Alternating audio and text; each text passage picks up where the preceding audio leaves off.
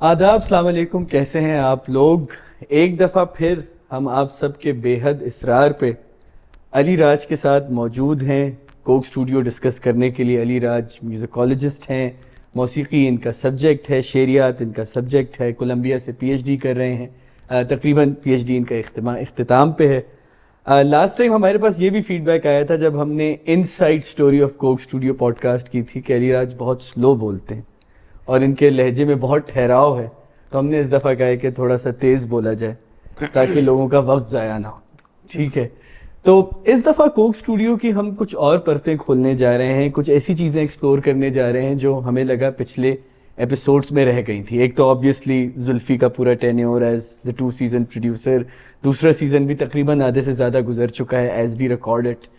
वो हो चुका है। दूसरी चीज़ ये कि बहुत सारे ऐसे मसाइल, बहुत सारे ऐसे इश्यूज़ जो स्ट्रिंग्स और रोहेल के एरा में सामने आए थे और हम उन पे रोशनी डालना भूल गए। आज हमारी कोशिश होगी कि उन पे भी रोशनी डालें और समझने की कोशिश करें कि जो कोक स्टूडियो का ये मेहनत है, इसके पीछे क्या कहानियाँ हैं, क्या प्रॉब्लम्स हैं। हमसे कुछ ब्रांड टीम के भी, पुरानी ब्रांड टीम के लोगों ने भी कहा है वो पॉडकास्ट पे आना चाहते हैं, लेकिन let's see where that goes. जी Ali Raj, so how have you been? I've been all right, Rafi. Thank you for inviting me again.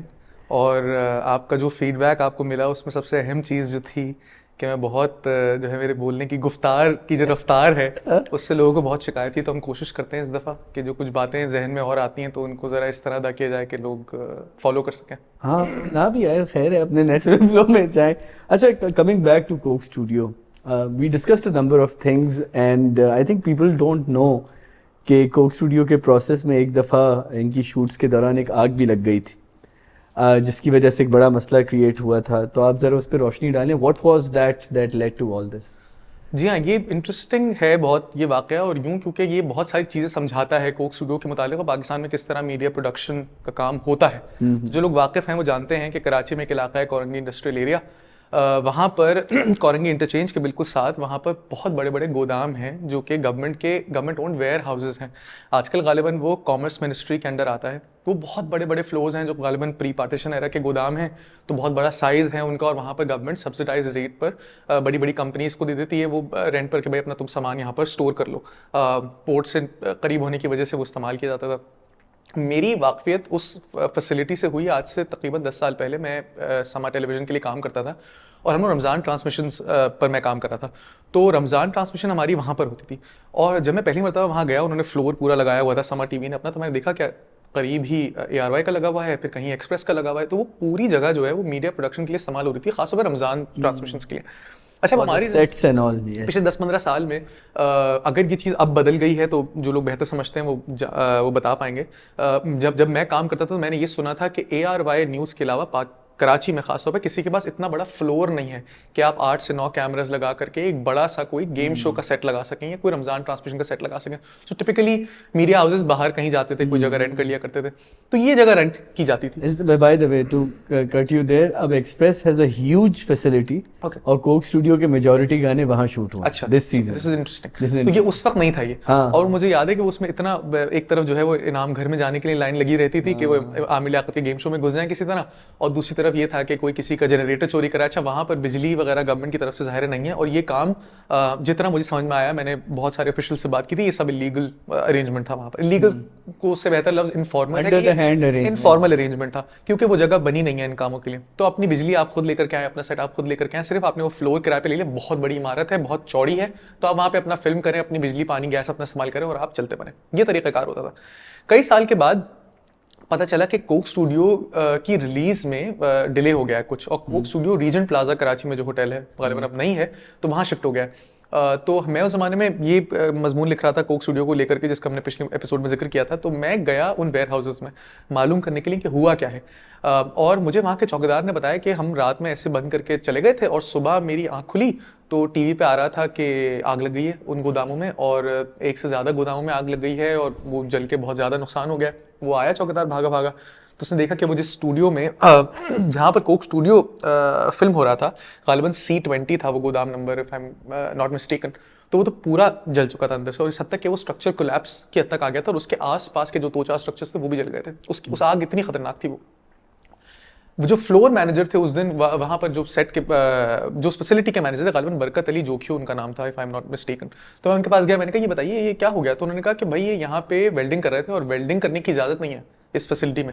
तो they were setting up the set for Coke Studio, और उस welding के दौरान वो आग लगी, जो कि एक नॉर्मल हादसा है। वेल्डिंग की इजाजत नहीं थी, तो वो उसकी वजह से वेल्डिंग की वजह से किसी चीज ने आग पकड़ ली। गालिबन वो जो साउंड प्रूफिंग के लिए लगाते हैं पैनल्स, उसने आग पकड़ ली, तो वो पूरा जल गया उसके चक्कर में। अच्छा भाई, जला तो एकदम कान खड़े हो गए कॉमर्स मिनिस्ट्री में। मैं गया कॉमर्स मिनिस्ट्री के दफ्तर यहाँ कराची में जो उनका है, और मैं उनसे पूछा कि भाई ये क्या है? तो उन्होंने कहा हमने पूरी फैसिलिटी में मीडिया प्रोडक्शन पर पाबंदी लगा दी है, अब यहाँ पे कोई सेट नहीं बनेगा। ये उस वक्त की बात है, अगर अब तब से बदल गया है तो अलग बात है।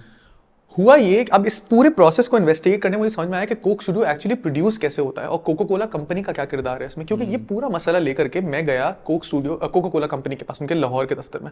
उनके स्पोक्स पर्सन उस वक्त जो पिछले आपने जिक्र किया फहद कादिर का, मैंने पूरा वाकया उनको सुनाया। तो उन्होंने कहा कि देखो मेरा तो इससे कोई वास्ता नहीं है, मैं तो चौथी पार्टी हूँ इसकी। तो कमीशन इससे मुझे समझ में आया कि Coke Studio actually does not belong to Coca Cola in the strictest sense of the word. Coke Studio एक प्रोडक्शन, आप राफे महमूद को अगर प्रोड्यूसर के तौर पर लाया गया तो राफे महमूद की कंपनी होगी एबीसी प्रोडक्शंस।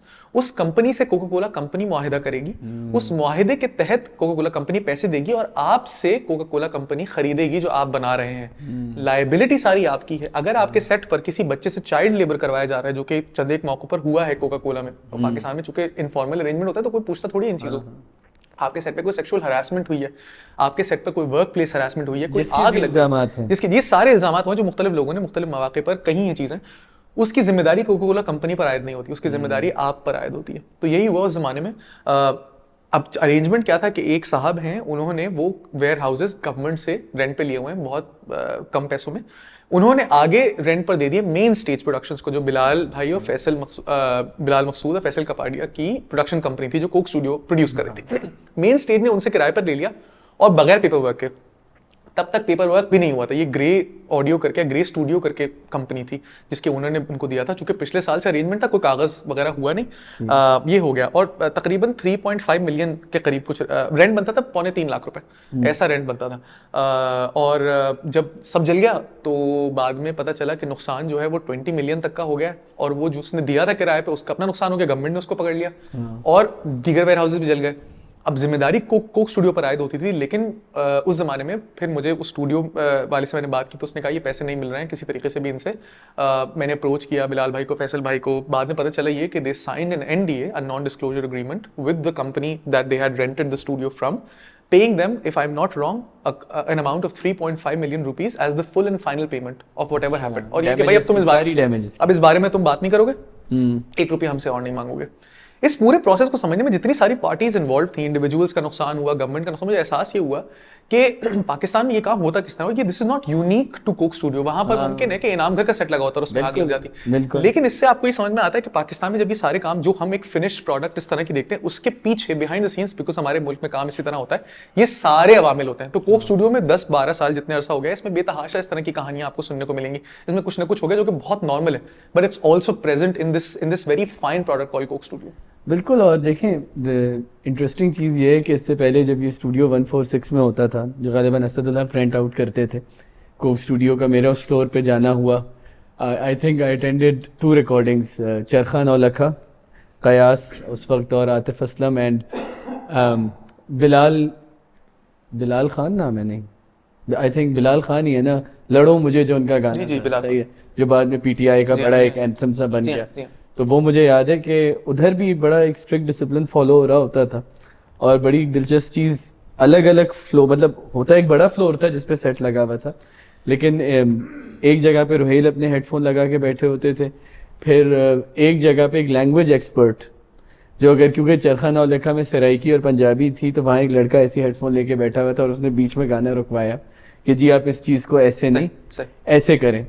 तो वहाँ भी जो है, मतलब ऑब्वियसली उस वक्त कोक स्टूडियो इतना ग्रैंड नहीं हुआ था जो स्ट्रिंग्स के बाद हो गया, क्योंकि I think 146 was very much the place where Coke Studio happened for the first 4-5 season, if I am not wrong.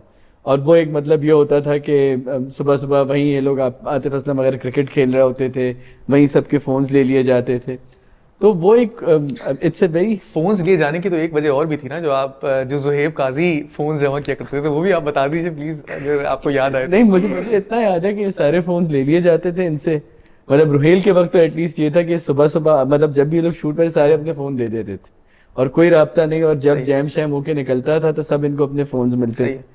तो स्ट्रिंग्स के कोक स्टूडियो ऑब्वियसली हमें तो पहले पता चल गया था, हमने खबर भी चलाई थी कि strings are taking over Coke Right. Studio, क्योंकि वो लोगों से रेंटल पता कर रहे थे। बहुत छोटी सी इंडस्ट्री है, पता Right, चल जाती है right. चीज़ें। लेकिन एक और तरीके से ऐसे पता चला कि पहले दिन ऑफ शूट पे पहली तस्वीर सामने आ गई। तो क्योंकि रोहेल की बड़ी बात ये थी, बड़ी बात कहीं है क्या, वो बड़ा सीक्रेसी में चीज़ें करते थे। तो मुझे थोड़ा सा ये लगता है कि मुमकिन है उनके भी टेन्योर में कोई ना कोई ऐसे हादसात हुए हों, बिल्कुल। और किस तरह उन्होंने उस पूरी चीज को डील किया, that's a different thing all together. मुझे वो ज़ुहैब काजी वाली बात नहीं है, क्या नहीं, था वो एक ज़माने में शायद वो ये था कि वो सहाफ़ियों से बात नहीं होगी, हम बहुत क्यूरेट करके खबरें हाँ। बाहर जाएंगी तो कुछ लीक ना हो, उसके लिए भी फोन्स जमा किए अच्छा, जाते हैं। वो उसके लिए- ज़ुहैब वाज अच्छा, रिस्पांसिबल फॉर दैट, उन्होंने मुझे बताया था ये। Was responsible for that. तो अब हुआ उसके अंदर पूरी पूरी चीज, अगर आप फ्लोर का भी कोका कोला का लोग देखें, उसके बाद ऑब्वियसली एक मुसलसल एक सेट टीम होती है, एक आर्ट डायरेक्शन। अब तो खैर बहुत इलेबरेट हो गया क्योंकि अब आप बाकायदा सेट्स लगा रहे हैं। पहले आप एक स्टूडियो में अपने म्यूजिशियंस को पोजीशन करते थे, पीछे ग्राफिक्स की बहुत थोड़ी कुछ दीवारों पे सेट्स कर दिए, कहीं प्रॉप्स कर दिए, जैसे स्ट्रिंग्स के टाइम पे एक वो लाइब्रेरी जैसी फील आ गई थी, कुछ कुर्सियां आ गई थी, ठीक है ना। Although Mannu is the only one who always sat on the chair Right. Through out the Right. Entire Right. Season. तो मुझे ये लगता है कि ये जो हादसा हुआ था ना, ये एक तो जैसे आपने कहा, एक चीज से ये पता चलती कोका कोला काम कैसे करता है। दूसरा मुझे ये भी समझ में आता है कि जो हमारे यहाँ लोग अक्सर मीडिया के लिए ग्लव्स इस्तेमाल करते हैं ना, एक पूरा माफिया है आम लोगों की जबान में ना, कि एक तो यहाँ पे सही चीजें नहीं होती, कि मतलब वो सही चीज है क्या आज तक किसी को नहीं पता, वो एक कोड। और वो जो एक माफिया वाली चीज है ना, वो आपको इस तरह की चीजों में पता चलता है कि एक पूरी बिल्डिंग जल गई, आपको नहीं पता और क्या नुकसान हुआ, उस चौकीदार का क्या नुकसान हुआ, किसी का और क्या नुकसान हुआ, आपको एक बहुत इनडायरेक्ट तरीके से चीजें पता चली। और जहाँ कोका कोला अटलांटा अब हर चीज में दखल अंदाजी करती है, हर चीज में मुखिल होती है, उस तक ये चीज पहुंची नहीं पहुंची। तो ये बहुत से ऐसे मसाइल हैं कि जैसे कोक स्टूडियो हमारे यहाँ एक रखती तो पूरी परफेक्ट प्रिस्टीन प्रोडक्ट है, but at the same time इनके पीछे जो क्रैक्स हैं वो बड़े सिमिलर हैं जो हमारे पूरे मीडिया इकोसिस्टम के अंदर। आपने ये लफ्ज़ माफिया बहुत अच्छा इस्तेमाल किया, लेकिन लफ्ज़ बहुत नेगेटिव कॉनोटेशन है ना इस लफ्ज़ की, माफिया लफ्ज़ की। लेकिन देखिए ये चीज़ किस तरह काम करती है, प्रेशर ग्रुप्स बन जाते हैं आपकी म्यूज़िक इंडस्ट्री में। आप कोक स्टूडियो में बेतहाशा, हम इस बात से बहुत इंटीमेटली वाकिफ़ हैं कि बहुत सारी अभी बहुत संगीन नौयत की बातें ख़वातीन ने बास कोक स्टूडियो के एक्सपीरियंस के दौरान की हैं। वर्क प्लेस हरासमेंट को लेकर के, सेक्शुअल हरासमेंट को किसी ने देखा या किसी के साथ एक्सपीरियंस किसी ने किया, हम उनके नामों से भी वाकिफ़ हैं, हमने उनसे डायरेक्टली बात की है, एक से ज़्यादा लोग हैं ऐसे। लेकिन कोई एक हिम्मत नहीं करेगा कि वो आकर के सामने ये बात कह दे। उसकी दो वजूहात हैं। बुनियादी वजह तो ये, पाकिस्तान में कोई औरत पब्लिकली आके इल्ज़ाम लगाती है किसी पर या कोई इस किस्म की बात करता है तो सबसे पहले उसको विलिफाई किया, तो उसकी अपनी इज्जत तो चली जाती है। लोग उसको बुरा भला कहना शुरू करते हैं बजाय ये कि जिस पर वो इल्ज़ाम लगा रहा है उसको देखने के। दूसरी बात ये कि वो ये सोचता है कि यार मुझे भी इसी इंडस्ट्री में सर्वाइव करना है, अगर मैं ये बात अपना दामन बचा के, क्योंकि बहुत सारे शरीफ नफ्स लोग भी तो इस इंडस्ट्री में हैं, तो सोचते हैं कि मैं अपना दामन बचा के अगर किसी तरह बस अपना काम करता रहूं या करती रहूं और मेरे घर का चूल्हा जलता रहे तो इसमें क्या बुराई है। तो बहुत सारे लोग ये बात आकर सामने नहीं करेंगे, जो सेल्फ सेंसरशिप है कि भाई ये ना हो कल को मुझसे काम छीन लिया जाए। बेतहाशा मौके पर आपके पॉडकास्ट के दौरान कितना हुआ है कि आप किसी आर्टिस्ट से बात करें और जब हम ऑफ एयर जाते हैं तो बहुत सारी बातें आपको कोक स्टूडियो से मुताल्लिक, अपने दीगर कॉलीग से मुताल्लिक बताते हैं, क्योंकि पब्लिकली नहीं कह सकते, क्योंकि उनका रोजगार ऐसे बंधा हुआ है उससे कि उनके लिए मुमकिन नहीं। ये लफ्ज ये इसी तरह ऑपरेट करती है चीज को, आप माफिया। बिल्कुल। और जिन लोगों ने मतलब जैसे एक खातून ने तो बाकायदा अली नूर का नाम लिया कि जी प्रोफेशनली उन्होंने एक्सप्लॉइट किया मुझे कोक स्टूडियो के दौरान और इस पूरे प्रोसेस के दौरान, ठीक है। अब बात वही है ना इस चीज के अंदर के कोक स्टूडियो इससे भी बरी जिम्मा है because of those contract. Exactly वो इस चीज से भी बरी जिम्मा है कि वो उन्हें कोई एक्सप्लेनेशन नहीं है कि अगर अली राज पे इल्जाम है चोरी का या राफी महमूद ने कीबोर्ड चुराया था, तो राफी महमूद तो उस वक्त मेन स्टेज प्रोडक्शंस के लिए या फ्रीक्वेंसी मीडिया के लिए या जिराफ के लिए काम कर रहा था। ऐसा ही। तो ये जिराफ का मसला है, ये इसका मसला है। तो अब मुझे समझ नहीं आता कि हम इसमें लाइन कैसे ड्रॉ करें, क्योंकि अब दिलचस्प चीज़ ये है कि अगर कोका कोला अटलांटा का आप पूरा मैनिफेस्टो देखें, जिसका एक रोहिल हैत ने अपनी टॉक में भी बड़ा जिक्र किया था, हार्वर्ड वाली टॉक के अंदर, कि वो तो बहुत सारी ऐसी वैल्यूज़ हैं जो कभी ना हो, जैसे आपने चाइल्ड लेबर कहा, जैसे प्रोफेशनल एक्सप्लॉयटेशन का ही।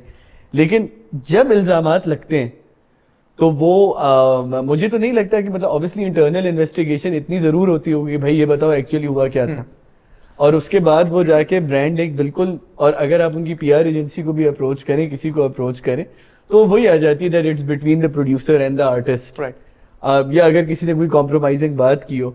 तो ये वाली जो चीज़ है ना, मुझे समझ नहीं आता कि मुझे कभी कभी लगता है, जिस वजह से मैं एक जुमला इस्तेमाल करता हूँ कि Coke studio operates with all the pleasures of a record label and none of the responsibilities. Absolutely, I think this is fundamentally correct. और इसको मैं दो मिसालों से आपको समझाऊं। एक तो हमने पिछले पॉडकास्ट में भी जिक्र किया था सिंध हाई कोर्ट में जो केस हुआ था काशान आदमानी का।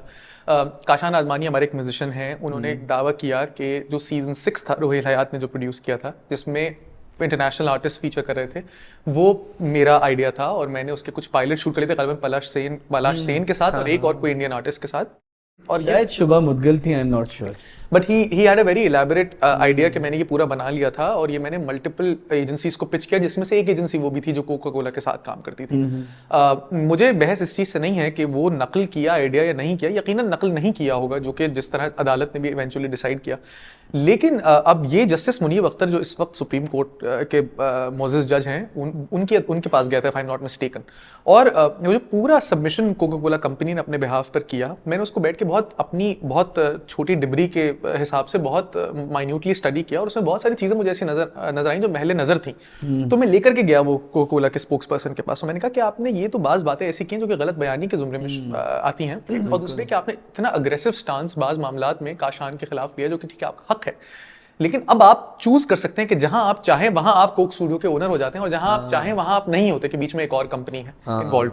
यहाँ पे चूंकि थोड़ा सा ग्रे एरिया था, उसका दावा यह है कि उसका आइडिया चुरा लिया गया, तो जस्टिस मुनीब अख्तर ने दोनों पायलट्स, उसको कोक स्टूडियो के सीजन को भी देखा और इसको भी देखा, और जो उस वक्त एक छोटा सा फैसला दिया था वो ये था कि किसी आइडिया का इजहार कॉपीराइट हो सकता है, कोई आइडिया कॉपीराइट नहीं हो सकता। तो हमने कहा ये दोनों चीजें बहुत मुख्तलिफ हैं, लेकिन उसके नतीजे में जिस अग्रेशन के साथ कोका कोला कंपनी आई या वो जवाब जो उन्होंने जमा करवाया, तो ये मैंने फहद से उनके सामने सारे जवाब किए। मैंने कहा ये इसमें ये 10 नुकात हैं और ये 10 के 10 फैक्चुअली इनकरेक्ट हैं, और मैं बात चीजें तो बैड फेथ में भी आती हैं। तो फहद ने वो देखा, उन्होंने कहा यार ये मैंने तो प्रिपेयर नहीं किया था। And then we started talking about the way Coke Studio functions as जिस तरह आप कह रहे थे कि बतौर रिकॉर्ड लेबल के। आप देखिए उस जमाने में, और अब ये चीजें बहुत बदल गई हैं, लेकिन उस वक्त सन 2017-18 तक कोक स्टूडियो किस तरह काम कर रहा था। बिलाल भाई ने आपके पॉडकास्ट में आके बताया था कि हमने कोक स्टूडियो को एक सेलिब्रेशन बना लिया था कि सब आ जाओ और पार्टी करते हैं। जब उसके नतीजे में होता क्या है, आपने कुछ पुराने गाने या वो गाने जिनकी एक रिकॉल वैल्यू है, उनको आपने दोबारा से इस्तेमाल किया। अब जो आम ऑडियंस है उसके जहन में उस गाने की वोकल मेलोडी होगी सिर्फ, उस गाने की इंस्ट्रूमेंटेशन उनके जहन में नहीं होगी, जो साज बजे होंगे उसके साथ वो नहीं लोगों के जहन में उस तरह से होगा। आपने उसी मेलोडी को लेकर के एक नया गाना बनाया, अब आपने इंस्ट्रूमेंटेशन को चेंज किया, उसमें बहुत ज्यादा मेहनत की, और जो लोग ये सुन रहे हैं, हम फिर बताना चाहता हूँ मैं ये बात, कोक स्टूडियो साल भर का प्रोजेक्ट होता है, बहुत मेहनत लगती है, कई महीने रिहर्सल्स होते हैं, ये मजाक नहीं है, ये ऐसे मुश्किल से 3-4 महीने का ब्रेक होता है। बिल्कुल ऐसा नहीं है कि 2 दिन बैठे हो कोई गाना बन गया, बहुत मेहनत लगती है इसमें। आपने वो सब तैयार कर लिया। अब जब वो गाना, अब आप चाहे उसमें मीशा शफी को ले लें माजरत के साथ, या कोमल रिजवी को ले लें, या आप सनम मारवी को ले लें, या आप शफकत अली खान को ले लें, फोकस जो है वो वोकल मेलोडी पे रहेगा ऑडियंस का।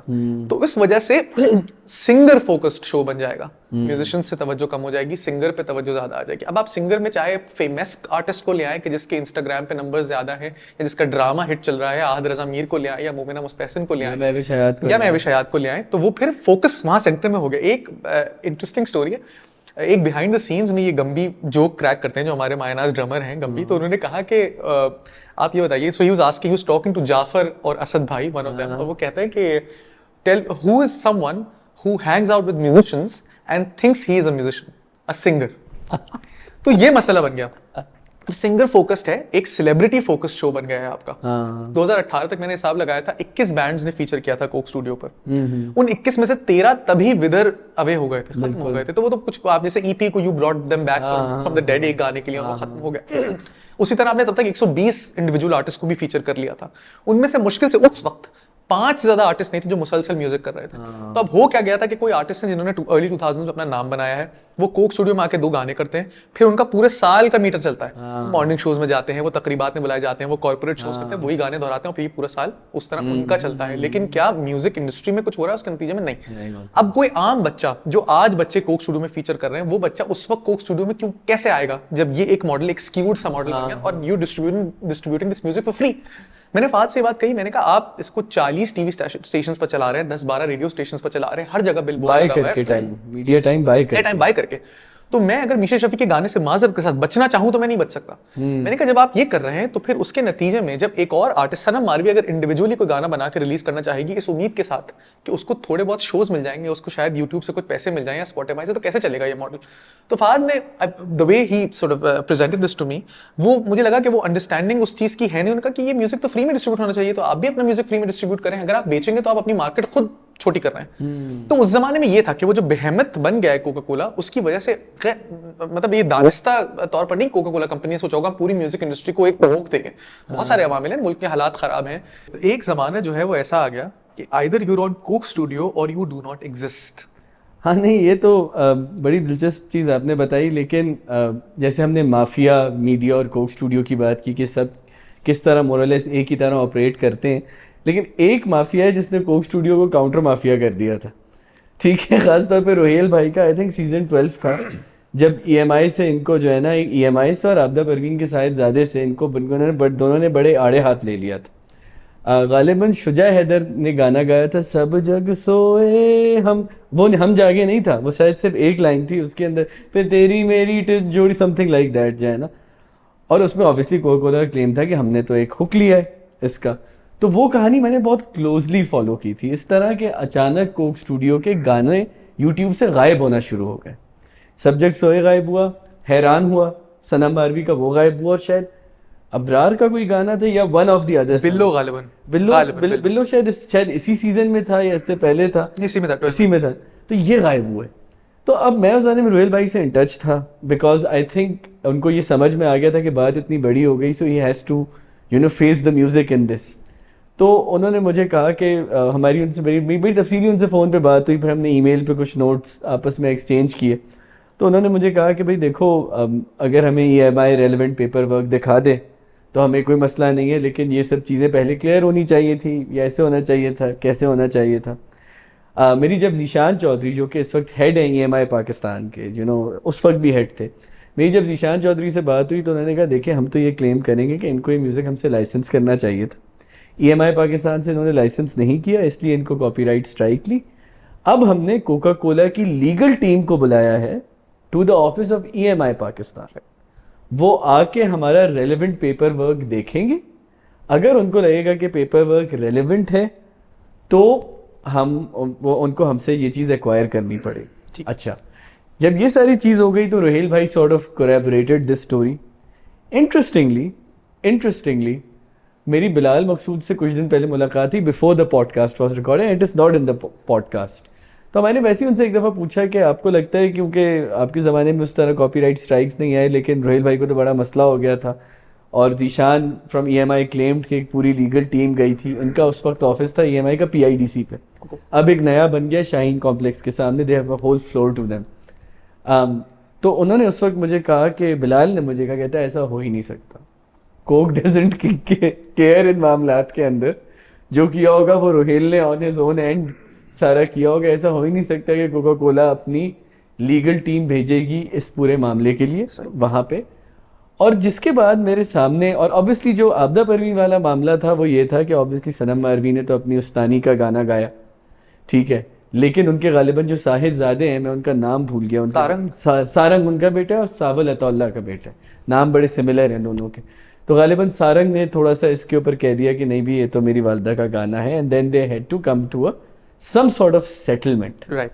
तो वो जो हम माफिया की बात कर रहे थे, मुझे लगता है कॉपीराइट एक ऐसी चीज़ है जो कोका कोला के लिए सीजन 12 में तो बड़ी प्रॉब्लम बनी थी, but do you think that has this been a persistent problem for Coca-Cola? So this has been a problem. माफ कीजिएगा मेरी तबीयत थोड़ी सी नासाज है. This has been a problem since the first season of Coke. अच्छा, since the first season. बिल्कुल ऐसा ही है. और ये जीशान चौधरी का आपने नाम लिया, तो मैंने जीशान से बात की थी आज से कई साल हुए, और रोहेल के दौर से मुताल्लिक, और चूंकि बहुत ज़्यादा शिकायत थी EMI को.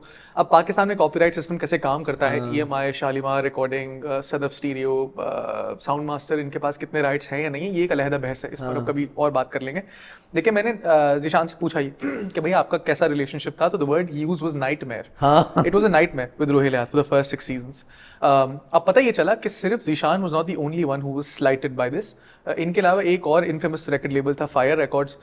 उनके सरबराह थे डॉक्टर अकबर यज़दानी. मैंने उनसे पूछा तो उन्होंने भी यही बताया कि भाई हमारे तो पहले सीजन में भी और दूसरे सीजन में बहुत सारे गाने हमारे इस्तेमाल हुए, और हमने उन पर कॉपीराइट का इनको दावा किया, और कोक स्टूडियो की तरफ से कोई जवाब नहीं आया. अच्छा, ये वो ज़माना है बीच में.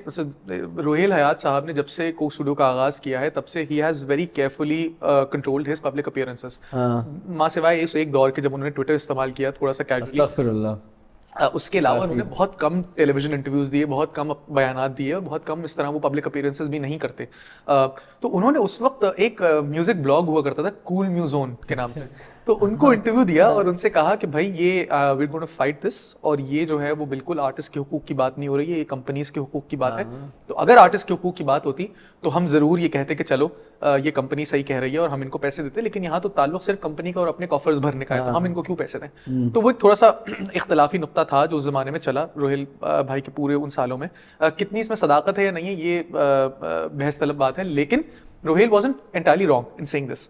काउंटर आर्ग्यूमेंट ये जरूर आप कह सकते हैं कि तो आप जो रोहेल हयात और कोक स्टूडियो उस वक्त, please if someone responsible is listening और वो आके इस चीज को समझाना चाहें इस शो पे, तो जरूर कीजिए कि आप आर्टिस्ट से कैसा कॉन्ट्रैक्ट साइन करवा रहे थे, आप आर्टिस्ट को कितने पैसे दे रहे थे, आप लाइफ टाइम पेमेंट्स के मुतालिक, रॉयल्टीज से मुतालिक क्या तय कर रहे थे, आप लमसम पेमेंट्स से मुतालिक क्या तय कर रहे थे, इसको थोड़ा सा क्लियर कीजिए. नहीं, देखें, एक चीज़ तो मुझे रोहेल ने बहुत क्लियरली बताई थी. आई थिंक सीजन 4 या 5 में मैं जब उनसे मिलने गया था, किरकिर की रिकॉर्डिंग के पोस्ट पे काम चल रहा था, शायद सज्जाद भाई का जो किरकिर था. मैं I went to his place, और उस पे जो है ना, उन्होंने मुझे एक बड़ी इंटरेस्टिंग चीज़ बताई थी रोहेल भाई ने, कि ईपी के जो वो थे, बोलो बोलो ईपी ने इसलिए किया क्योंकि फायर रिकॉर्ड्स ने उनको अपनी एल्बम के गाने नहीं गाने दिए थे. ओके.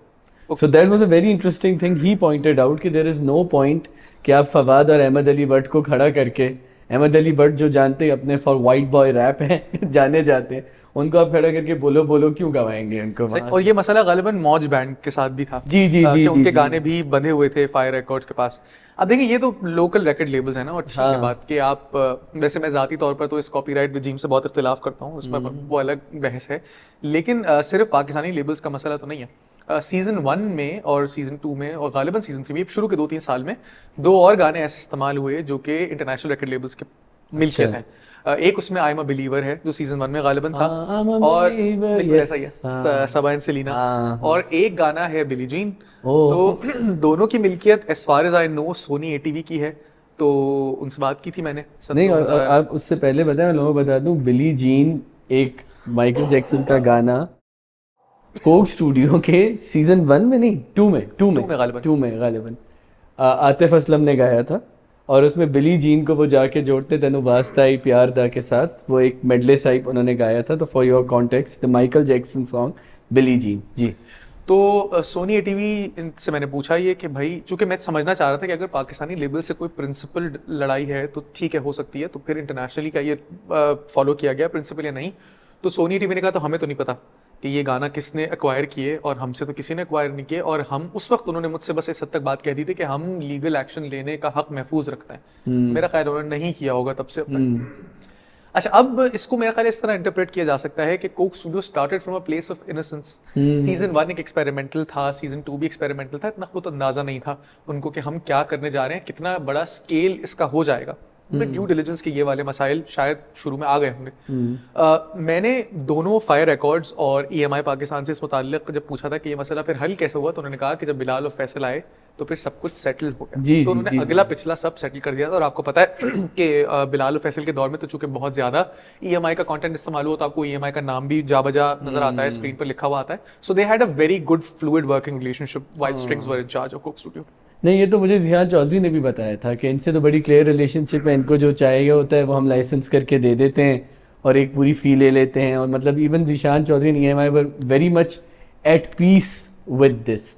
अच्छा अली देखें, ये जो कॉपीराइट इन्फ्रिंजमेंट्स की बात है ना, ये तो एक बड़ा ही आप समझे कि आँख खोलने वाला इशू है हमारे यहाँ, क्योंकि जैसे हमने अमजद साबरी के एपिसोड में डिस्कस किया था कि अमजद भाई अपनी फैमिली का वाली नहीं गा सकते थे कहीं कॉपीराइट इन्फ्रिंजमेंट की वजह से।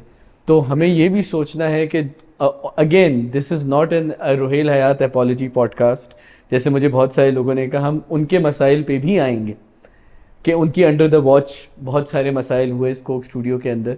लेकिन वो जो एक लफ्ज़ हमारे यहाँ बहुत आजकल यूज़ होने लगे, मीडिया इकोसिस्टम, कि क्योंकि आपके म्यूज़िक इकोसिस्टम में बहुत सारी चीज़ें हम कहते हैं ना ऑटो पे चल रही थी, तो वो जो ऑटो पे चल रही थी ना, तो आई थिंक वो जो उन्होंने कूल म्यूज़ॉन का इंटरव्यू भी दिया होगा ना, वो कहा होगा क्या हम देख लेंगे। मुझे रोहेल हयात ने 2012 या 13 में मतलब कवर स्टोरी मैंने उस पर की थी, उन्होंने क्लेम किया था मुझे दिल दिल पाकिस्तान का 1 रुपया नहीं मिला आज तक।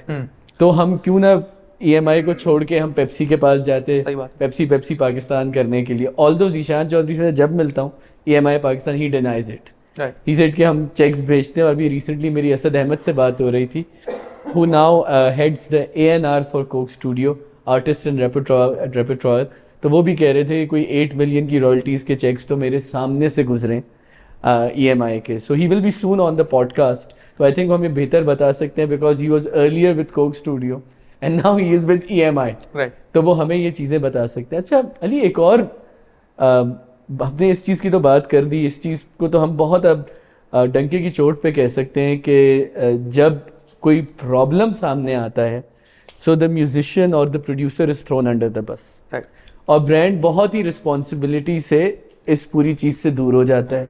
लेकिन जब क्रेडिट लेने की बात आती है या शाह महमूद कुरैशी मिलने आते हैं, तो वहाँ कोका कोला के कंट्री हेड भी मौजूद होते हैं। जहाँ सॉफ्ट डिप्लोमेसी के लिए कोका कोला को यूज़ करना होता है, तो वो एक पूरा सारे अपने कंट्री हेड्स को बुला के एक लाइव शो भी होता है कोक का। Turkey, Rohail Hyatt and the whole group went to travel to Turkey to perform there. फिर लाहौर में भी एक हुआ था। फिर एट द सेम टाइम जो कोका कोला की किताब लिखी गई 10 years of Coke Studio, the coffee table book, अब उसमें मैं इसीलिए नदीम फारूक बराचा को मुझे अनकरीब अप्रोच करना है, have his email and I will speak to him to be on the podcast. उसमें उन्होंने भी एक बड़ा जामे मजमून लिखा है कोक स्टूडियो के फेवर में कि क्यों है, और कोक स्टूडियो ने बड़ा अपने आप को रेडियो पाकिस्तान से कंपेयर किया है कि जब फौजी महाज पे जाते थे, इस तरह हमें कोक स्टूडियो की आवाज़ गूंजती हुई नज़र आती है। तो मुझे ये समझ नहीं आता कि जब आपको नेशनहुड क्लेम करना होता है तो कोक स्टूडियो आ जाता है, जब आपको सॉफ्ट इमेज क्लेम करना होता है तो कोक स्टूडियो आ जाता है। और मतलब it was no longer subtle. Strings के एरा में तो कोक स्टूडियो मिली नगमे से बाकायदा स्टार्ट होता था, मतलब it was nothing subtle on it. और मतलब मुझे रोहेल भाई ने ये भी बताया कि एक आध दफ़ा during even in his tenure he was pushed के कोई चीज़ आप मिली नगमा टाइप करें, तो उन्होंने कहा वो बन नहीं सकी। ये उन्होंने नहीं कहा कि मुझे कोई नज़रियाती इख्तलाफ था इस चीज़ से, लेकिन कहा कि जो चीज़ बन के सामने आ रही थी वो बड़ी पपेट्स जैसी लग रही थी मुझे। तो ये एक मेरे ख्याल से ब्रांड के ऊपर एक बहुत मेजर ओनस है, एक बड़ी जिम्मेदारी है कि कब तक इतने ग्लेयरिंग मसाइल कि कहीं एक जगह सेट पे आग लग रही है, एक जगह कॉपीराइट स्ट्राइक हो रही है और बदनाम प्रोड्यूसर हो रहा है, तो कहीं ना कहीं जाके they will have to face the music for the lack of a better term. और मुझे अब ये नहीं पता, क्योंकि अब जुल्फी जो है कुछ रेवेन्यू शेयर भी लेते हैं, डिजिटल रेवेन्यू उसका कोक स्टूडियो से, जो इससे पहले नहीं होता था, कि इवेंचुअली हम इन सब चीज़ों के ऊपर ब्रांड को कितना अकाउंटेबल कर सकते। क्योंकि जो सैलाब आए थे उसमें वहाब बुख्ती डिस्प्लेस हुए थे म्यूजिशियन, तो उन्होंने मुझे कहा था कि जुल्फी की टीम ने मुझे रीच आउट किया। अब I don't know Coca Cola इसका कितना क्रेडिट लेता है, ऑल्दो ही सेड जुल्फी की टीम ने। तो हमें ये भी देखना होगा कि कब तक ये चीज़ चलेगी और इस फॉर्मेट के अंदर क्या कभी कोई ऐसा बैलेंस क्रिएट हो सकेगा between the brand and the producer. क्योंकि जहाँ कोई चीज़ ऑफ जाती है, it becomes about the producer. देखिए, एक तो उसमें बस मैं एक छोटा सा नुक्ता जो उसमें अर्ज करना चाह रहा था वो ये कि ये मसाला अगर ये कोका कोला की जगह अगर पेप्सी प्रोड्यूस करे ये शो, या नेस्ले करे, या यूनिलीवर करे, ये मसाला ऐसे ही रहेगा। उसकी एक वजह है, at the risk of sounding like Shabbar Zaidi and Miftah Ismail, I would like to point out that most of the people who work on the brand side and most of the musicians on Coke Studio come from the same class. Yes. They come from the same universities. They have the same exposure to what the rest of Pakistan looks like and sounds like. Similar clout as well. बिल्कुल ऐसा ही। तो अगर आप Coke studio में मिसाल के तौर पर आप उनको बदलने की कोशिश कर रहे हैं, लेकिन अगर आपको कोक स्टूडियो में जो हम पहले बात कर रहे थे डॉक्टर तैमूर रहमान जो लाल बैंड जिनका है, बाय द वे जिस जमाने में लाल बैंड अपने उरूज पर था तो Rohail Hyatt had approached Laal to perform in Coke Studio, और उस वक्त उनकी बातचीत हुई थी और उनसे ये तय हुआ था कि आपको पॉलिटिकली चार्ज्ड अगर चीज ना गाएं तो आप आ सकते हैं कोक स्टूडियो पर, which was obviously against the very ethos of Laal, तो वो ना हो सका। डॉक्टर तैमूर रहमान ने एक जुमला मुझसे कहा था कि देखो भाई, a Baloch has to look like a Baloch on Coke Studio, a Punjabi can wear anything. One of the problems जो कि होता ही है, आई थिंक ये इवेंचुअली ऐसा ही होता है, वो जब ये कि शहर के लोग, कराची, लाहौर, इस्लामाबाद के लोग जब निकलते हैं ढूंढने के लिए कि बाकी पाकिस्तान कैसा लगता है, तो एक खास व्यू होता है, एक खास विजन होता है, वो सब उसी माहौल, जिस माहौल में वो म्यूजिशियंस बड़े हुए हैं, इस माहौल में ब्रांड टीम के लोग बड़े हुए हैं, तो वो वही तरीक़ाकार होगा कि अगर सिंधी म्यूजिशियन है तो अक्सर औकात वो उसके गले में अजरक भी होगी, उसके सर पे सिंधी टोपी भी होगी, वरना वो सिंधी लगेगा कैसे। जिस तरह मिकाल ने कहा था कि कोक का एक तरीक़ाकार ये है हिट होने का कि एक लड़की को खड़ा करो जिसको एक लाल टैंक टॉप पहनाओ और लाल लिपस्टिक लगाओ उसको, और उसके बराबर में एक ऐसे आर्टिस्ट को खड़ा करो जो कि शहर से नहीं है और आपको नहीं पता आखिरी दफा कब नहाया था, और ये हो गया कोक स्टूडियो। ये मिकाल की सख्त जबान में दरअसल बात ये थी कि वो शहर के लोगों का विजन जब आप बाकी मुल्क पे प्रोजेक्ट करते हैं वो ये होता है। तो ये कोई भी ब्रांड अगर करेगा तो नतीजा वही निकलेगा, अंग्रेजी बोलने वाले लोग हैं, एक खास तबका है, खास तर्ज फिक्र है, उसी के तहत सब लोग ये काम करते हैं। नहीं, और पता है आपने बड़ी दिलचस्प बात की, क्योंकि मैं मार्केट कंसल्टेंसी करता हूँ, मार्केट स्ट्रेटजी पे कंसल्ट करता हूँ किसी ब्रांड की। तो मुझे रिसेंटली एक ब्रांड ने अप्रोच किया कि हम ब्रांड को, जो कंपनी ब्रांड के लिए काम कर रही थी, उन्हें अप्रोच किया कि हम रूरल पाकिस्तान के अंदर जो काउंटरफीटिंग होती है प्रोडक्ट्स की, हम उस पर काम करना चाहते हैं। तो मैंने उनसे पूछा कि आपके पास कंज्यूमर बिहेवियर पे डाटा क्या है, और उनका बहुत ही मतलब बेसिक डाटा था। तो मैंने खुद जाके जब अपनी तहकीक की तो मैंने उनसे जब बहुत आराम से मैंने इस पूरी चीज़ को समझने की कोशिश की कि भाई एक्चुअली मसला सारा ये है आपका कि जो रूरल जिसे आप समझ रहे हैं, ठीक है ना, आप ये समझ रहे हैं कि रूरल का जो एरिया है वो आपके ब्रांड वैल्यूज़ के लिए आपकी प्रोडक्ट लेगा। बिल्कुल ऐसा ही है। जैसे अगर मुझे बिस्किट चाहिए तो मुझे उसके अंदर सेटिस्फेक्शन मिल रही है, या अगर मैं कोई सोडा पी रहा हूँ तो मुझे उसके अंदर हैप्पीनेस मिल रही है, जो टिपिकल ब्रांड्स के सोचने का तरीका है। क्योंकि जितनी चीज़ें आपके ब्रांड में हैं वो ऑलरेडी उनकी ज़िंदगी में मौजूद हैं। They are loyal to the soil, they are loyal to their pir, जो भी उनके पीर हैं, they are loyal to their divine, they are loyal to their livestock. तो आप जो है ना बड़ी फॉरेन चीज़ों से उनको अट्रैक्ट करने की कोशिश कर रहे हैं। What they require is not your acceptance, what they require is your respect. तो वो वाली जो चीज़ है ना, ये बड़े ब्रॉड लेवल पे ब्रांड थिंकिंग के ऊपर अप्लाई होती है। क्योंकि देखिए बात वही होती है ना कि आप अगर टेलीविज़न ऑडियंस की भी व्यूअरशिप देखें तो उसमें क्या होता है कि कराची, हाँ उसमें ये ज़रूर है कि भाई अर्बन पंजाब, रूरल पंजाब, कि भाई अच्छा हमें ये मजाकरात टाइप शो एक रखना है, इसमें 2-3 इस तरह के मस्खरे बिठाने जो हमारी ज़बान में फक्कड़पन करेंगे, उनकी ज़बान में जुगत करेंगे, और वो हमें बिठाएंगे, वो मार्केट हमारे लिए इम्पॉर्टेंट है। तो ये वाली जो सोचने का तरीका है ना कि मैं ऑडियंस से कहूँगा, और इंशाल्लाह कभी चांस मिलेगा तो मैं आपके सामने एक रेटिंग चार्ट लेके आऊँगा चैनल्स का, और आपको समझ में आ जाएगा कि ये एक्चुअली थिंकिंग क्या है ये सारी उस प्रोसेस में। बट जो आपने डाइवर्सिटी की बात की अली, मैं काफ़ी हद तक इस चीज़ से सहमत हूँ कि they are looking at it from a very urban gaze. Kana Yaari जब आया ना कैफ़ी खलील का और वहाब बुख्टी का, तो मेरी बात हुई डॉक्टर शाह मोहम्मद मरी से। बहुत बड़े बलोच इंटेलेक्चुअल हैं, हिस्टोरियन हैं, मैं बचपन से उनको जानता हूँ। जब कोयटा में था तो मैंने उनसे कहा कि what do you have to say about Kana Yaari, तो उन्होंने बड़ी अच्छी बात है कहा कि राफी तुम मुझसे ये कहोगे कि ये एक बलोची गाना है, या इज दिस समथिंग बलोच और Balochi about this song? Absolutely not. ठीक है, क्योंकि ना ज़बान सही है, ना तर्ज सही है, ना जिस तरह से गाया जा रहा है वो सही है। लेकिन मैं ये ज़रूर तुमसे कहूँगा कि इस गाने को सुन के मैं इस चीज़ पे खुश हूँ कि कम अज़ कम आज के बलोच हाथी और घोड़े की शायरी से बाहर आ गए। सही बात है, ठीक है, सही बात है। That is how he processed it. और मैंने फिर उनसे यही सवाल किया, मैंने कहा देखिए ब्रांड तो वहाब बुख्टी को वही घेर वाली शलवार और पगड़ी पहना के बिठा देता है, तो हम इस वाली चीज़ से आर्केटाइप से, ये कैफ़ी खलील क्योंकि उसकी एक सर्टन लुक है, आपको हिप लुक दे के उसको उसकी लुक्स पे भी कैपिटलाइज करना है।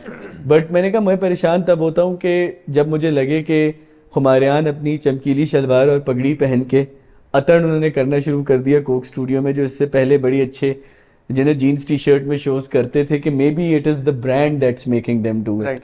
तो या वो जो आपने अख्तर चनाल का जिक्र, अख्तर चनाल का एक गाना है गालिबन कोमल रिजवी के साथ रोहित, हाँ। तो मुझे आपका जुमला अभी तक याद है कि वो पीछे एक आइटम है जो बिला वजह घूमे जा रहा है। जो बिना वजह घूमे जा रहे हैं, और वो जो उनके साथ का डांसर बॉय है ना, it's such a 23rd March approach कि यार जब एम्बेसडर्स आते हैं, टैब्लो वाला जो होता है। टैब्लो वाला कि भाई जो है ना कि एक टैब्लो होगा, उसमें आप चित्राली टोपी पहन के एक बच्चा सर हिला रहा बिल्कुल ऐसे ही, होगा, एक बिल्कुल बच्चा लुंगी पहन के सर हिला रहा होगा, एक बिल्कुल बच्चा अजरक ऐसे कर रहा होगा। तो वो एक बड़ा 23 मार्च का, अब आप उसको रियासती फार्मूला कहें या क्या कहें, वो फार्मूला जो है ना बड़ा इसके अंदर बड़ा सटल तरीके से, कभी बड़े डायरेक्ट तरीके से राइज होता था।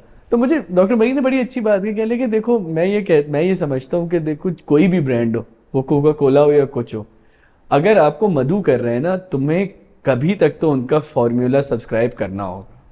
सही बात। कि तुम्हें अगर पगड़ी और घेर वाली शलवार पहन के बैठना है, तुम्हें बैठना होगा till you find your own, तब तक तुम्हें उनकी लाइन टो करनी होगी, क्योंकि this is the capitalist reality जिसके अंदर बिल्कुल। हम जिंदा है। बट इस कोक स्टूडियो में दो चीज़ों पे जिस पे अब हम बात करेंगे, पहले डाइवर्सिटी और फिर oh my God story telling. Yes. ये एक तो स्टोरी टेलिंग और नैरेटिव मुझे नहीं पता ये कहाँ से इन्होंने एक चीज़ बना रही है। I think Zulfi is hanging out with a lot of brand people and he shouldn't, but diversity पे बड़ा एम्फेसिस है कि भाई हम रियल साइड ऑफ सिंध दिखाना चाह रहे हैं, और उसमें हम जो है ना अपना क्या कहते हैं हर तरह का हैंडीक्राफ्ट वहाँ का दिखाना रिली है, बन रही है। रिली बन रही है सब चीज़ें, और जो उनके सबसे बड़े कल्चरल मैस्कॉट्स हैं उन सबको अपने कल्चरल कंसल्टेंट ले लिया है, ताकि अगर कोई आप पे सवाल उठाए तो you can put them forward कि हाँ भाई they are there to take the heat. So what you make of this, ये जो एक are they trying to correct what was wrong in the past? I think intentions को तो किसी की हम जज नहीं कर सकते, एंड मुमकिन है कि यही वजह हो, because Zulfi again is moving from the same, coming from the same perspective that Strings were, जो कि मैं अभी हम कुछ वक्त पहले बात कर रहे थे कि अगर रोहेल के दौर को आप एक लफ्ज में समराइज करें तो वो शायद हो विजन, और अगर स्ट्रिंग्स के दौर को आप करें तो वो हो कोलैबोरेशन। अब जुल्फी के लिए collaboration plus this new thing called story telling has become very important. कि बीटीएस जो है तो वो 18 मिनट के या 20 मिनट के हैं, गाने के पीछे एक बहुत लंबी कहानी है, गाने के दौरान भी कोई कहानी विजुअली सुनाई जा रही है, कोई लिरिकली सुनाई जा रही है, तो there is a lot of emphasis on this thing called story telling. मुझे ऐसा लगता है कि जुल्फी इसी चीज की वजह से, बिकॉज वो he is moving from the same place that strings has, अब एक चीज जिस लेयर का इजाफा हो गया है जुल्फी के यहाँ, जो कि मेरा ख्याल है मेरे नज़दीक, मैं पिछले 2 सीजन कोक स्टूडियो के, और ये मैं बहुत न्यूट्रल बात कह रहा हूँ, इसमें कोई नेगेटिव कॉनोटेशन नहीं है, फॉर बेटर और for worse, the creative initiative of Coke Studio has been exported to a global trend. बिल्कुल। अगर आप, if you want to be kind, you will say that it has been exported to a global trend, if you want to be harsh, you will say that it has been surrendered to a global trend. क्योंकि आज आपको Coke studio Pakistan और Coke studio India में शायद ज्यादा फर्क महसूस ना हो।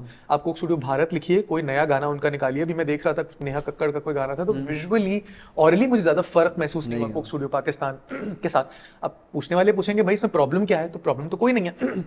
मसला सिर्फ अब यहाँ पर ये हो गया है कि अब वो इनिशिएटिव कोक स्टूडियो का, इसके क्रिएटिव चॉइसेस का, वो इनिशिएटिव पाकिस्तान से बाहर है। अब कोका कोला की इंटरनेशनल मार्केट में जो और ममालिक में कोका कोला है, उनके साथ कुछ अलाइन करने की कोशिश कर रहे हैं कोक स्टूडियो के तस्वुर को, जो और ममालिक में कोक स्टूडियो हो रहा है वो भी वैसा ही हो। और गालिबन मुझे नहीं पता ये एपिसोड एयर कब होगा, कि अपेरेंटली कैफी खलील का इस सीजन में गाना है जो कि किसी टर्किश आर्टिस्ट के साथ है, जो बहुत ब्रॉड लेवल पे शूट हुआ। अच्छा, हाँ। तो स्टोरी टेलिंग पर जो वापस आए हम, तो एक तो ये चीज है कि वो इनिशिएटिव फॉर बेटर और for worse has been exported. The good thing is that it will bring a lot of international eyeballs which Coke Studio was attracting in the past also, but now with a renewed sense of interest, क्योंकि अब brands की भी तवज्जो है। अब दूसरे markets में Spotify पर जा रहे हैं आप, तो अब दूसरी मार्केट्स में और ज्यादा प्लेयर्स इसमें इन्वॉल्व हो जाएंगे। अब शे गिल, कैफी खलील सिर्फ पाकिस्तानी इंटरेस्ट नहीं है उनमें, there is international interest, people will want to collaborate with them, which I think Coca Cola has been trying in recent years. नुकसान इसमें कोई नहीं है, बस ये ट्रेंड एक ही है कि if you were able to in the past differentiate between Coke Studio Pakistan and Coke Studio Bharat, can you do that now? If yes, then is that a good thing or not? This is just we're just spitballing. ये बड़ी अजीब बात ये है इसके अंदर के इस वक्त जो ग्लोबल आइडेंटिटी पॉलिटिक्स जिस लेवल की चल रही है, आई थिंक ये बहुत इंपॉर्टेंट सवाल है जो आपने रेज़ किया है, क्योंकि अभी पिछले वीडियो लॉग में मैं संजय लीला भंसाली की हीरा मंडी की बात कर रहा था कि मैंने कहा देखिए सवाल ये नहीं है कि इज इट संजय लीला भंसालीज और India story to tell. Story तो आप कभी भी आप यहाँ बैठ के कॉम्पटन के रैपर्स की कहानी बता दें, ठीक है कि आपका नज़र इसमें क्या है, थोड़ी सी तहकीक करके। सवाल ये है कि अब जो कुछ हिंदुस्तान से एक सर्टन हिंदुस्तान से कोई भी कहानी या कोई भी प्रोडक्ट जिसका कोई रिमोटली पाकिस्तान से ताल्लुक़ होता है, वो एक ग्रेटर साउथ एशियन एम्बिट में आती जा रही है। मतलब उससे पाकिस्तान इरेज हो जाता है। पसूड़ी somehow became a South Asian experience, although it was a Pakistani experience.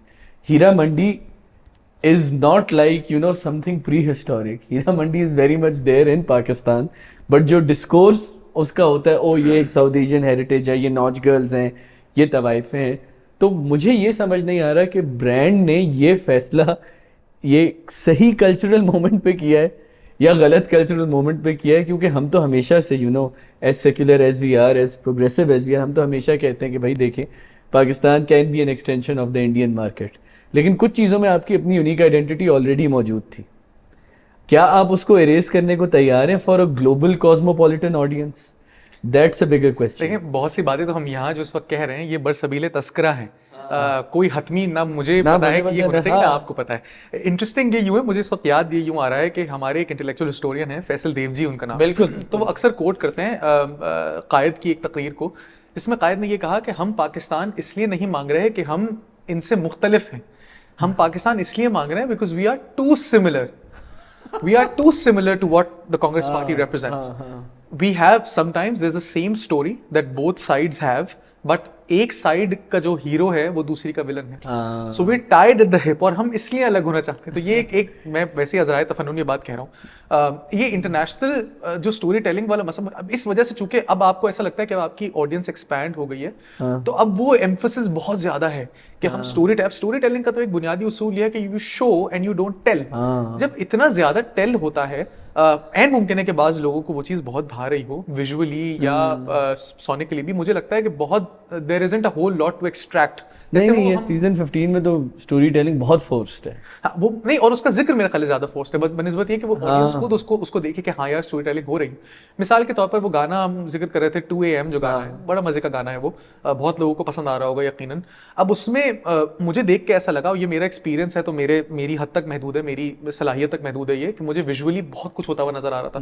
बाकी गानों में भी मसला है, तो थोड़ा एक तोप से चिड़िया मारने वाला है, there is too much happening, so I can't focus on the song sometimes. The other thing is also उस गाने में जो स्टोरी थी या उसका जो मैसेज है, अगर वो ये है कि मोहब्बत क्या होती है, कि एक तरफ वो तड़प रहा है तो दूसरा जवाब दे रहा है कि भाई यही तो मोहब्बत होती है। अब ये इतनी बड़ी बात है कहने की कि इसमें इतना ज्यादा हम शोर शराबा करते हुए ना, बात जो निकली वो छोटी सी उसमें से ये निकली। सो ये एक थोड़ा सा मसला है, ये सिर्फ कोक स्टूडियो तक महदूद नहीं है, क्योंकि जो हम पिछली दफा बात कर रहे थे कि हमारे पास बात कहने की कोई ज्यादा है नहीं, तो जो थोड़ी बहुत होती है वो यही होती है। अब उसको जितना आप घी and I think I would take the liberty of saying that in my opinion what Coke Studio is trying to do now is that they're not just telling you to watch songs, they're also telling you how to think about it. Right. And I think this is a glaring error. इन्होंने ये तू झूम के वक्त भी किया था जब आपदा परवीन और नसीबो लाल एक दूसरे के पैर छूना शुरू हो गए थे इन BTS वीडियो में, और सब कहते थे वाह वाह वाह यही तो तसव्वुफ है। With all due respect to 2 veterans, उनके दिलों का हाल अल्लाह जानता है, but it was very forced कि जो आर्ट होता है वो अपनी बात करता है। जैसे काविश की जो लाइन है अब्दुल हनान वाले गाने, वो टिकटॉक पे वायरल हो गई है क्योंकि वो ओ माय गॉड, वो एक टची मोमेंट वाली चीज़ की तरह लोग उसको ले रहे हैं, and it is for the people to take away. बिल्कुल, मैं एक डायरेक्शन में और लेके जाना चाह रहा था इस गुफ्तगू को, वो ये, अब ये तो हमने देखा कि व्हाट जो हमें चीज़ इसमें नहीं भा रही है बहुत ज़्यादा, लेकिन मुझे एक इम्कान की सूरत नज़र आती है, मैं आपको बताता हूँ क्या। उसकी थोड़ी सी तमहीद है, वो ये कि कोक स्टूडियो आज से पहले तक देखें, इससे पहले जो लिरिकल कंटेंट कोक स्टूडियो में होता था वो एक बहुत मैं माजरत के साथ बहुत ख़राब शायर हैं, आसिम रजा उनका नाम है, तो उनसे लिखवा लिया करते थे, तो बंदी होती थी, वो 2-4 जुमले जोड़ के आपने कर दिया, ना सर है ना पैर है। बेशतर पाकिस्तानी गानों में होता भी इस तरह, हमारे नौजवान जो गाने लिखते हैं। मुझे वक्त के साथ समझ में आया कि जो गाने में सुनता हुआ बड़ा हुआ और मैं सोचता था कि बहुत कोई डीप बात हो रही है, तो वो इतना है नहीं, और उसमें तो बाज़ बुनियादी इमले के ग्रामर के मसाइल हैं, बाज़ बुनियादी चीज़ें हैं कि वो प्रोनाउंस की ही सिर्फ जो है वो कंसिस्टेंसी नहीं है कि पहले मिसरे में दूर जितना भी तुम मुझसे, दूसरे मिसरे पास तेरे में, तो वो तुमसे तेरे हो गया। और तो ये लगता था कि यार बचपन में तो हमें एहसास नहीं होता था, अब होता है एहसास। देन आई रियलाइज्ड कि इस ज़बान को ले करके हमारे यहाँ जो हमारी इनहेरिटेंस है, ये थोड़ा सा मेरा तहकीकी काम इसी पर है, जो मेरा डिसर्टेशन है, कि जब उर्दू ज़बान बनी और इसका ये एक डोमिनेंट एस्थेटिक बन गया तो उसके साथ एक तसव्वुर मंसूब हो गया, वो ये कि ज़बान अच्छी वो है जो फ्लो करे, जो रवां। अब ये रवानी जो है, जो मैं पिछली दफ़ा जिक्र कर रहा था, ये कई मानों में है, ये इस्तिलाही माना है इसका। बुनियादी बात इसकी क्या है कि ज़बान मीनिंग की सतह पर भी फ्लो करे और ज़बान फॉर्म की सतह पर भी फ्लो करे, तो उसकी साउंड्स भी अच्छी हों, आपस में हारमोनियस हो, एक लफ्ज़ दूसरे लफ्ज़ के साथ हम आहंग हो, जब पूरा जुमला मुकम्मल हो, चाहे वो नज़्म में हो या नस्र में हो, और वो सुनने में भी अच्छा लगे, मानवी सतह पर भी उसमें हम आहंगी, तो वो रवानी कहलाएगी।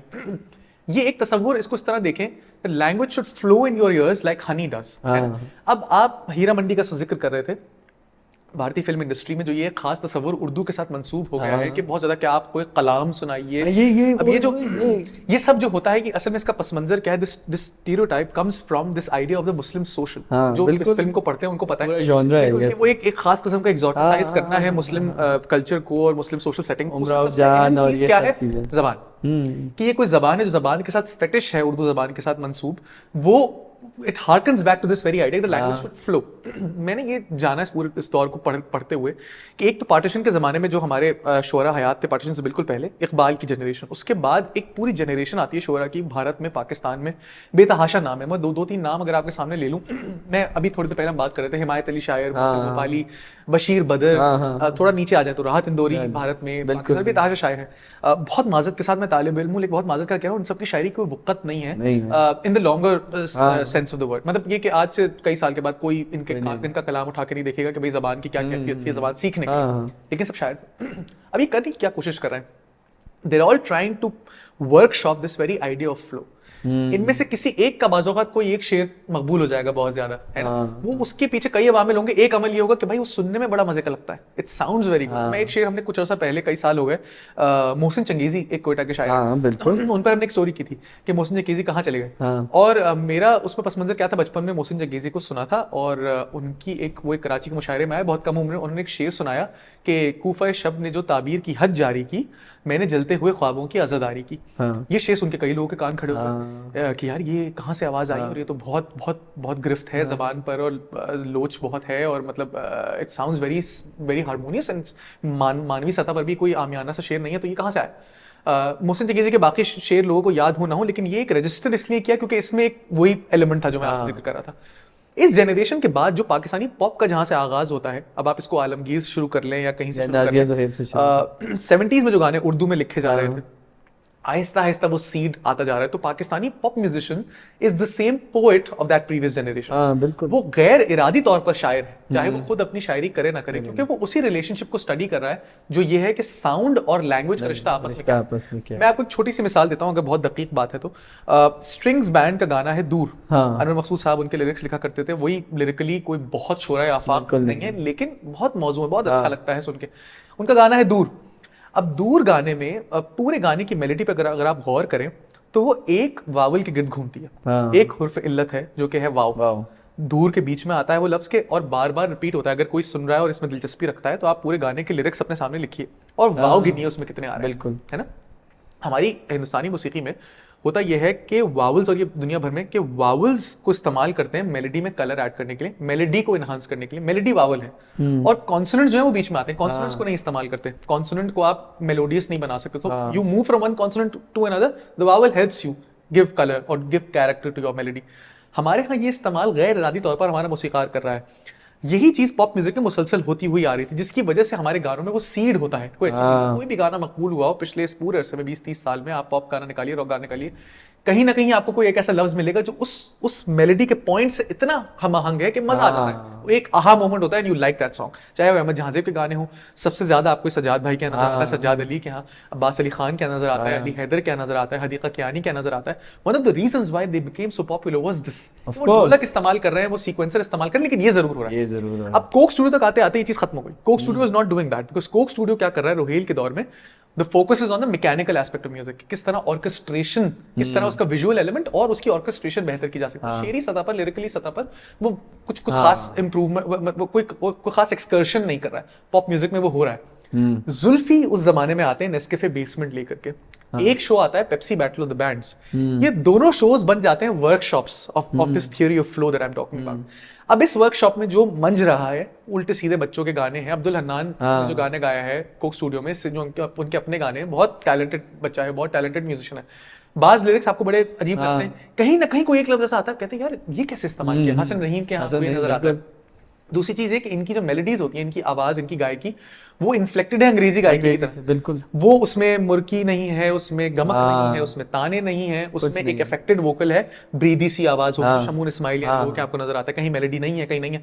बुनियादी बात क्या, they're all trying to experiment with the same thing that these poets of a previous generation were doing, but they were not on your mainstream platform. आज कोक स्टूडियो जुल्फी चुके, वो मान चुके हैं उसमें कुछ लोगों को, तो जो अब जो बच्चे आ रहे हैं या तो वो खुद से मंज रहे हैं या वो मंजे हैं जुल्फी के साथ, so they're coming on the show now, which keeps pushing that envelope further. तो ये एक चीज है। अच्छा, ऑल्दो इस मौजू पे बहुत लंबी बात हो सकती है, हमारे पास कुछ क्वेश्चंस थे जो हमने लोगों से कहा था कि उनके कोक स्टूडियो के हवाले से कुछ सवालात हैं। एक जो सबसे अहम सवाल था जो मैं चाह रहा था कि हम आंसर कर दें कि is the boycott going to take affect on the brand? Right, I think ये काफ़ी बर्निंग क्वेश्चन है, और हम कुछ अर्सा पहले इस बारे में बात भी कर रहे थे कि कोक स्टूडियो शायद डिले हो जाए इस दफ़ा, क्योंकि वो खुद घबरा रहे थे, उनकी पीआर एजेंसी भी घबरा रही थी, आर्टिस्ट भी घबरा रहे थे। शुरू में बहाना बना रहे थे कि वर्ल्ड कप की वजह से डिले हो रहा है, बट वी ऑल नो किस वजह से डिले। वो बात दुरुस्त है, क्योंकि मतलब हमारे यहाँ एक विछड़ भी तो शुरू हो जाता है ना, किसी आर्टिस्ट का नाम लेकर के अगर कोई कैंपेन शुरू करते कि ये सपोर्ट कर रहा है कत्लेआम को जो एक और मुल्क में हो रहा है, तो फिर आप क्या करेंगे। डर तो रहे थे भारत। मुझे ऐसा लगता है कि बॉयकॉट इस हद तक काम कर रहा है कि पाकिस्तान में जो ओपिनियन लीडर्स हैं, ट्विटर पर जो लोग बात करते हैं, जो सहाफ़ी हैं, जो म्यूजिक राइटर्स हैं, जो म्यूजिशियंस हैं, जो एक्टर्स हैं, उनकी हद तक तो ज़रूर बज़ बहुत ज़्यादा कोक स्टूडियो को लेकर के नहीं है, या कम से कम कोई सामने आकर के नहीं कहता कि यार ये गाना नया आया, ये तुमने सुना, कैसा लगा, क्योंकि वो घबराते हैं फ़ौरन कि यार लोग कहना शुरू कर देंगे ये एक मुल्क में कत्लेआम हो रहा है और ये कंपनी अपेरेंटली उसको सपोर्ट करती है, तो तुम नहीं इंसानियत के साथ, तो लोग घबरा रहे हैं। मुझे ऐसा लगता है, और बहुत सारे गाने, हम ये कुछ अर्से पहले बात कर रहे थे कि जो इस वक्त आप प्लेज भी देखें गानों के जो यूट्यूब पर जमा हो रहे हैं, तो वो एक सतह पर आकर प्लेटो कर रहे हैं, बिकॉज कोक गालिबन किसी ने सवाल ही पूछा था कि एक एक करके गाने क्यों रिलीज हो रहे हैं। एक गाना आता है, देन इट्स पुश्ड, उसके पीछे एड्स लगाए जाते हैं, वो गाना आपको, मैं यूट्यूब पर कुछ भी सुन रहा होता हूँ, वो मेरे सामने कोक स्टूडियो का गाना पहले शुरू हो जाता है, वो ऐड मुझे स्किप करना पड़ता है। तो बहुत एक टारगेटेड तरीके से कोक स्टूडियो रिलीज किया गया है। मेरा ख्याल है उसके पीछे यही तस्वर होगा कि पीएसएल भी आया था, तो उस वक्त भी बहुत लोग कह रहे थे कि तुम लोग क्रिकेट में लगे हुए हो और तुम ब्रांड्स में लगे हुए हैं। पेप्सी की पूरी कैंपेन लॉन्च हो गई थी उसके बीच में, वो कत्लेआम कर रहे हैं तो तुम क्या, लेकिन पीएसएल भी गुजर गया। एक वजह तो बुनियादी मेरा ख्याल है पाकिस्तान में ज्यादा कुछ होता भी नहीं है, तो लुक फॉर नहीं। और दूसरा मैं सिर्फ लोगों को ये कहूँगा, I might get some flag for this, कि किसी शो को आप कैंसिल करें, बॉयकॉट करें, वो बिल्कुल आपकी अपनी सवाबदीद है, लेकिन मैं आपको ये हमेशा याद रखूँगा, मैं सब अपने दोस्तों से भी यही कहता हूँ कि इस वक्त जो कोक स्टूडियो का एवरेज म्यूजिशियन है, he is in his early 20s, और वो बहुत से हसन रहीम जैसे लड़के हैं जिन्होंने अफ़गान महाजरीन पे बहुत मेजर स्टैंड ले लिया, और मुझे पता है जब उनके गाने आएंगे तो उनको लोग बोलेंगे कि मतलब वो मुँह की खाएंगे इस तरह। तो हमें थोड़ा सा ये भी देखना होगा कि हम एक इंडस्ट्री में हैं यहाँ पे। जैसे अरीब अज़हर मेरे साथ एक पैनल पे थे, तो उन्होंने बड़ा अच्छा इस क्वेश्चन को एड्रेस किया कि उन्होंने कहा कि ये ब्रांड मैं घर पे तो इस्तेमाल नहीं करता, लेकिन अगर आप मुझे कहें कि कोका कोला किसी को कोई मौका दे, तो मेरे घर के और मेरी जेब के जो हालात हैं, तो शायद मैं वो मौका ले लूँ। सही बात है, सही बात। ठीक है, तो ये बैलेंस हमें थोड़ा सा इसके अंदर करना पड़ेगा, but like we discussed earlier, it's quite unfair what Rohail Hyatt did, सही by throwing Zulfi on the, वो मैं बिल्कुल जिक्र करना चाह रहा था उसका कि वो रुहेल ने जो अभी स्टेटमेंट निकाला, आई थिंक इट वाज जी, कि मेरा इस शो से कोई ताल्लुक नहीं है, और उन्होंने बहुत अनइक्विवोकल एक बात की। ठीक है, वो उनका ज़मीर की आवाज़ है तो उन्होंने किया बिल्कुल, लेकिन he threw Zulfi and everyone else under the bus, जो कि करने की ज़रूरत मेरा ख्याल है थी नहीं। एक लम्हे को ये देखिए, रोहेल ने पिछले 10-12 साल में कितनी मरतबा पब्लिकली आके कोई बात की है किसी भी मौजू पर, माँ सिवाय उस ब्रीफ ट्विटर पीरियड का, और तो ये कभी आके कहा नहीं। इस वक्त जितने लोग इन्वॉल्व हैं, आप इस वक्त ब्रांड के साथ इन्वॉल्व नहीं, तो आपके लिए बहुत आसान है ये कह देना। क्या आप अपनी मुस्तकबिल की इस ब्रांड के साथ जो अर्निंग्स मंसूब हैं, क्या आप उनको भी गिव अप करते हैं? क्या आप अपनी पुरानी स्टेटमेंट्स पर वापस जा रहे हैं? इस वक्त आप कह रहे थे कि they're actually selling happiness and not a sugary drink. बिल्कुल। क्या ये ब्रांड उस वक्त भी इस कत्लेआम के इनेबलर्स के साथ नहीं था मुंसलिक जो आज है? तो क्या पहले से क्या बदला है आज? तो बहुत आसान है आज to throw someone under the bus and just wash your hands off it when you are सब कॉम्प्रोमाइज्ड हैं हम लोग। और जाहिर है पाकिस्तान, हम ये बात करते हैं ना, पाकिस्तान ऐसा मुल्क है, हम पंगे नहीं ले सकते इंटरनेशनली, हमारे अपने मसाइल इतने ज्यादा हैं। तो इस वक्त ये करना बिल्कुल मुनासिब नहीं था। एक चीज और मैं थोड़ी सी जिक्र करना चाह रहा था, वो ये कि आज सुबह ही मैं यूरो मॉनिटर जो प्लेटफॉर्म है जो स्टेटिस्टिक्स जमा करता है दुनिया भर में मार्केट्स के, तो मैं देख रहा था, ये पहले भी किया था मैंने, कि कोका कोला का इस वक्त एक्चुअली क्या स्टैंडिंग है पाकिस्तान में। और मैंने कुछ स्टेटिस्टिक्स निकाले हैं जिनको मैं शेयर करना चाह रहा था, कि एक तो ये कि इस वक्त मार्केट शेयर सॉफ्ट ड्रिंक्स का में कोका कोला का पिछले साल तक का डेटा है अक्टूबर 2023 का, तो वो 18.6% है आउट ऑफ 100%। और कोका कोला पाकिस्तान में दूसरे नंबर पर आती है सॉफ्ट ड्रिंक्स में। पहले नंबर पर पेप्सी कोला है, तीसरे नंबर पर नेस्ले है, दूसरे नंबर पर कोका कोला है। तो मार्केट शेयर तो बहुत ज्यादा है नहीं। गुज़िश्ता 3 साल में ये मार्केट शेयर ड्रॉप हुआ है बाय -0.3%। इसमें जाहिर है बहुत सारे वामिल होंगे, पाकिस्तान में इकोनॉमी बहुत स्लो डाउन हो गई, लोगों के पास पैसे नहीं है खर्च करने के चीज़ों पर, तो वो ज़रूर होगा। लेकिन जितना मुझे समझ में आया उस डेटा को देख करके, सॉफ्ट ड्रिंक्स की मार्केट थोड़ी सी एक्सपैंड हुई है और कोका कोला नहीं एक्सपैंड कर पाई 2022 से 2023 के दरमियान। 21 से 22 में वो एक्सपेंशन हुआ था। अच्छा, अब जो मार्केट ग्रोथ रेट जिसकी मैं बात करता 2022 में, ये था 10.4% वर्सेस कोका कोला का अपना growth rate versus the rest of the market 10.4%, और पिछले साल तक ये -2.5%। सो एक चीज जो समझने की जरूरत है इससे, वो ये है कि ऐसा होता नहीं है कि मैंने पसूड़ी गाना सुना और मैं कहूँ चलो यार 1.5 लीटर की बोतल खरीदने चलते हैं कोका कोला की। So this is far more complex than we think it is. Pakistan में जमीनी हकायक किस तरह कारोबार किया जाता है, पेप्सी कोका कोला की किस तरह लड़ाइयाँ हैं। आपको याद होगा हमारे एक कॉलीग हमारे साथ काम करते थे, उन्होंने बताया था बैक इन द 90s किस कंपनी का फ्रिज रखा जाएगा दुकानों पर, इस पर लड़ाई होती थी और बोर्ड बेसिन पर एक कत्ल भी हो गया था इसकी वजह से back in the 90s. So how ground realities work when it comes to business in Pakistan, when it comes to selling a bottled product is very different from how music operates. So एक तो ये चीज़ है नहीं, और इसमें ना क्योंकि हमें बस वक्त ज़रा कम है, कुछ लोगों ने हमसे कोका कोला कोक स्टूडियो 15 की ऑपरेशंस के बारे में पूछा कि वो लाइव होता है या म्यूज़िक वीडियो होती है। बिल्कुल लाइव होता है। हमने कुछ म्यूजिशियन से बात की कि जो आपको पूरा सेट नज़र आता है उसमें वायर्स छुपी हुई होती हैं सेट्स के अंदर, and it's all being recorded live as it is shot, लेकिन हमेशा बहुत हैवीली प्रोसेस्ड होता है। तो पोस्ट प्रोडक्शन इसकी बहुत ज़्यादा होती है। और दूसरी चीज़ ये कि अब जैसे अली ने बात कही कि कोई भी चीज़ it's not as plain and simple, कि हम बहुत सारी चीज़ों पे अभी बात करना चाह रहे हैं लेकिन हमारे पास वक्त इस तरह बहुत कम है, क्योंकि इश्यूज़ बहुत से हैं जिनको हम रेज़ करना चाहें। शायद हम एक और नशिस्त लगाएं इसके ऊपर, लेकिन जो मोटी मोटी बातें थी वो यही थी। और लोगों ने मुझसे ये भी पूछा था क्या रोहेल हयात वापस आएंगे, तो मेरे ख्याल से उनके स्टेटमेंट से वो ऑब्वियस हो गया है कि वो एटलीस्ट कोक स्टूडियो में तो वापस नहीं आएंगे। If you have any closing words बस इसी सवाल के जवाब में, आई थिंक रोहेल के वापस ना आने की शायद ये वजह हो। वैसे तो पाकिस्तान में बहुत कुछ होता है तो कहते हैं कि ताल्लुकात बाद में ठीक हो जाएं। इस वक्त लग ये रहा है कि रोहेल के वापस ना आने की एक वजह और भी हो सकती है, और वो ये कि बीच में रोहेल एक सीजन के लिए आए थे और किसी ने सवाल भी पूछा था कि फिर हुआ क्या। मेरा ख्याल है जो अब डिमांड है कोक स्टूडियो से, रोहेल अब वो डिलीवर नहीं कर सकते। एक इंटरनेशनल साउंड है, एक साउंड है जो रोहेल जिसके साथ एक्सपेरिमेंट करने की कोशिश कर रहे हैं। अगर किसी ने सुना हो तो पेशावर ज़ल्मी का एक गाना रोहेल ने प्रोड्यूस किया, फिर वीलो साउंड स्टेशन रोहेल ने प्रोड्यूस किया। उन गानों में वही किस्म उसी किस्म का साउंड उन्हीं आर्टिस्ट के साथ कोलैबोरेट किया, बट किसी तरह दाल गल नहीं रही है।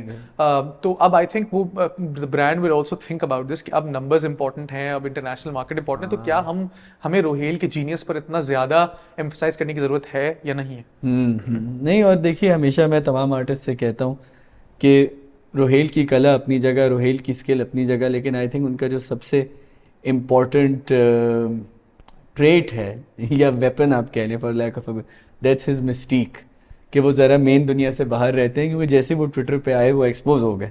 और मैंने उनसे एक दफ़ा कहा भी रोहेल भाई ये सब आप क्या करेंगे, that's just a social experiment Rafay, तुम परेशान ना हो, which I am sure it wasn't, which मैं डंके की चोट पे कह सकता हूँ ऐसा नहीं है। कोशिश होगी उनको पॉडकास्ट पे लाएं, लेकिन right now I am not sure he is in Karachi, he is not in Karachi, he is living in his happy place somewhere up north. इंशाल्लाह जल्दी दोबारा मुलाकात होगी। कोशिश ये है अली राज के साथ हम और एपिसोड्स रिकॉर्ड करें। अगर आप चाहते हैं हम अली राज के साथ और एपिसोड्स रिकॉर्ड करें तो हमें कमेंट्स में बताइए, और अगर आप चाहते हैं हम किसी मखसूस मौजू पे बात करें, वो शायरी भी हो सकता है, वो अदब भी हो सकता है, वो म्यूज़िक भी हो सकता है, इन सब का जहाँ कहीं लिंक होता है तो हम कोशिश करेंगे कि उस पर भी बात करें। और अगर आप चाहते हैं कि नहीं करें तो भी आप बता दीजिए। आप सबका बहुत शुक्रिया, इंशाल्लाह अगली नशिस्त में फिर मुलाकात होती है।